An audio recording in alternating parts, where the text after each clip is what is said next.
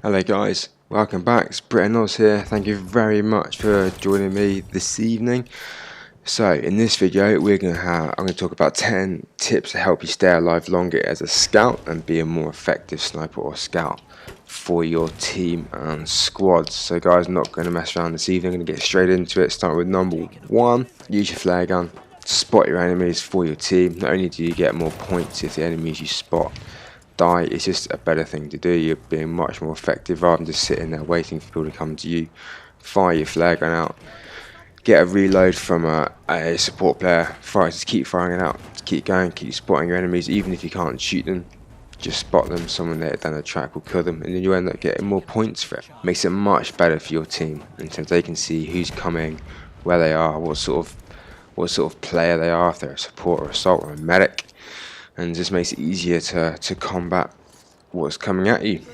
Okay guys, number 2, choosing your loadout very carefully for the map or the type of scout that you want to be. So there's no point in having a longer range sniper rifle with 10 times zoom on, say, Argonne Forest. If you want to be a scout on Argonne Forest, your probably best bet is a Martini Henry. But then at the same time, you play on somewhere like Sinai, is Martini Henry necessarily going to benefit you unless you stay around maybe the C flag, for instance? There you're probably better off having the longer range one. So choose carefully your loadout. I'm actually going to make a loadout video later which includes a scout. I've got 3 different loadout types, one for the longer range, maybe on say Foul Fortress or Sino, one for the medium range and then one for the shorter range, and it does work out very, very well for me. Point number 3, cover your ass. No matter what kind of scout you are, cover your back. I used trip bombs and I used the incendiary variant. I used to use gas, but it just wasn't effective, so I used incendiary, set them on fire and get the pistol out and just finish them off, and they're done. The amount of times I just walk behind enemy scouts and just hit them over the head with a shovel or something, it's just stupid. Cover your backs, at least you get a bit of damage. You know they're coming because you suddenly get hit markers come up, so you know someone's behind you. It's very, very, very, very good thing to do. Step number 4, guys, is sniping from a place with at least one side of cover. The amount of scouts that I see just on the hillside, particularly on Monte Grappa, just lying down on the side of a cliff, you're like fish in a barrel. You're gonna get seen straight away, and it's very difficult to get anywhere. If you've got at least one side of cover, if you're getting shot at, you can move behind it. You can move behind it to reload. You can move behind it to change your angle of attack. I don't understand scouts that just are out in the open. If you're an aggressive scout and you're moving forwards, and yes, you might shoot from out in the open, but if you're generally more of whether you want to cover a defensive objective, do it. Don't just sit in the middle of a map where you can't really see any objective and wait for people just to run past you and just snipe them off, because that doesn't really benefit anyone. Yeah, it might help your kill-death ratio, but it doesn't benefit your team. It's just a bit pointless and a bit useless. You're not really doing anything that sort of benefits the game. You don't really bring anything that helps the game. 6, and this is a bit of a one personal preference, and I guess the state of the game really is, and I do enjoy these, but avoid your long-range sniper battles. Again, this sort of sits in with point number 5 in terms of having sniping from somewhere of use. If you have a long-range sniper battle, chances are as the other person just end up probably getting a bit bored, move a little bit, and then start picking off your teammates. Unless you can spot him and then just keep going at him and suppress him, maybe, then that is a benefit. But generally, you just take pot shots at each other. You generally sort of miss until one of you might get a lucky headshot.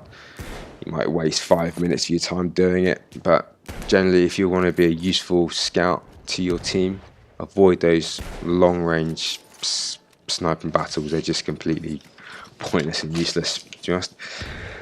Okay, guys, we're almost there. Number 7. Again, this one is not just for aggressive snipers. This really kind of ties into everyone. So shoot and move, particularly if you get a kill. The amount of times where I've been killed by a sniper and I've seen on my screen that they haven't their moves, I always make a beeline for them.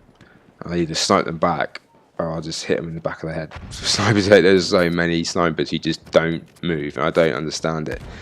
If you are shooting at someone and you miss, then yes, you'll get away with staying there. You don't necessarily have to move. You might get away with 2 or 3 shots, so then you should move. If you get a kill, you should absolutely move. Don't necessarily have to move a million miles if you're in a building. Just move a couple ones across, maybe move upstairs or downstairs or wherever it is you want to go, but don't stay in the same location. Obviously, aggressive snipers, they're going to be shooting and moving the whole time, so they'll do it anyway. Okay guys, number 8, avoid going prone, so avoid lying flat on the ground. You might think this gives you a bit more steady aim, it really doesn't. You might as well just kneel. Standing is a bit of a risky option, it's a bigger target for enemies to hit, but if you're down prone, you can't move. It takes you a second or so to get up. You can't really crawl anywhere, especially if you're out in the open. You're a bit of a sitting duck. So my advice is to kneel. At least then you can sort of move a bit quicker whilst you're kneeling.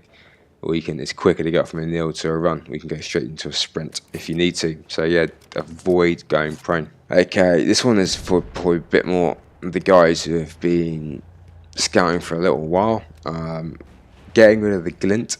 Now, all the sniper variants of rifles give you the glint. To get rid of it, you take the marksman version. These can still be zeroed in to 75, 150 and 300 meters.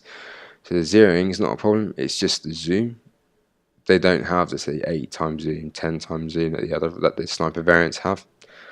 But then you're not going to be seen. So it takes away the glint. If you say I remember running through Sinai Desert once, and on the side of a cliff and behind E, and I think that's 4 or 5 scope glints. This is everywhere, and it's like lighting up the night sky. It was just silly. They're very easy to counter snipe someone who's got a scope glint. So if you want to get rid of it, take the marksman variant. Number 10, and this is probably the biggest one for those of you who have only just started to scout, and this is that scouting and sniping is not always about getting the kills.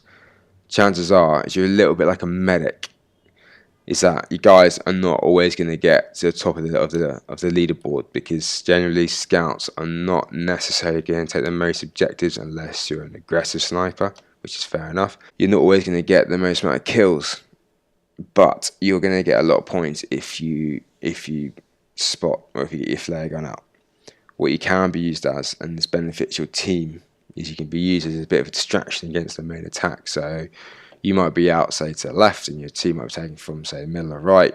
But the minute you start shooting at people on the left, so from their right, they'll start trying to focus a little bit of energy on you, gives your team a bit of a chance. Helps also flush defenders out. So again, if your team's attacking, you can just flush them out. You can flush defenders out. You're not necessarily going to kill them, but the minute people start getting shot at, they generally move, which means that your team's going to have an advantage because the defender's backs will hopefully be turned for a few seconds, help them push on a little bit. And again, guys, spotting's the big one. That's it for me. If you have any other scouting tips or tricks, please put it into the comments section. Give it a like if you liked it, dislike if you didn't like it.